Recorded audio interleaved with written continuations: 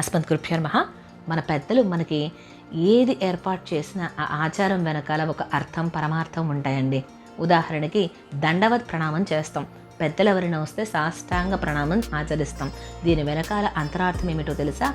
ఒక మొదలు నరికిన చెట్టు వలె పడిపోవాలట పెద్దల ముందు, పెరుమాళ్ల ముందు. ఎందుచేతనంటే, స్వామి నీ అనుగ్రహానికి నా దగ్గర నేను చేసుకున్నదంటూ ఏమీ లేదు. నేను చేసిన పూజో నోమో వ్రతమో ఇవేవి కూడా నీ అనుగ్రహానికి సాధనం కాదు. నా దగ్గర నేను చేసిందంటూ ఏమీ లేదు. అలాగే నీవు తప్ప నాకేం గతి లేదు అంటూ దానికి సూచనగా నమస్కారం కూడా చేస్తాం.